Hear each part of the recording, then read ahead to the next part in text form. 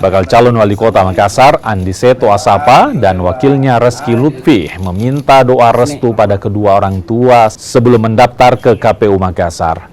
Doa restu dilakukan bakal calon wakil wali kota di kediamannya di Kompleks Purimas, Makassar. Reski akan mendampingi mantan Bupati Sinjai, Andi Seto Asapa, maju di Pilwalkot Makassar. Reski sebelumnya terpilih menjadi anggota DPRD Sulsel periode 2024-2029 dari Partai Nasdem. Memohon doa restu pada orang tua juga dilakukan Andi Seto Asapa di kediamannya di Jalan Nikel Raya, Makassar. Pasangan ini mendaftar ke KPU Makassar dengan dukungan 4 partai, yakni Nasdem, Gerindra, PSI, dan PAN. Bakal calon wali kota Makassar, Andi Seto Asapa, dan wakilnya Reski Lutfi mendaftar ke KPU Makassar di hari kedua sekaligus memulai pertarungan di Pilwalkot Makassar.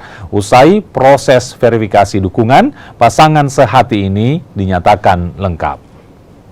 Kami, saya pikir tidak ada motif tertentu, cuma memang pada hari ini hasil kesepakatan saya dan Ibu Reski bahwa kami ingin daftar di hari Rabu tanggal 28 dan alhamdulillah ini terlaksana dan alhamdulillah juga waktunya pas untuk seluruh baik dari partai pengusung, keluarga dan relawan-relawan kami.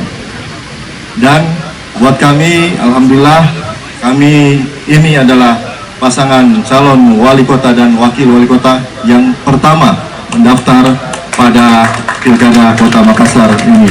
Insya Allah kita punya harapan ya kalau yang jadi pertama insya Allah nanti juga yang pertama pada saat tanggal 27.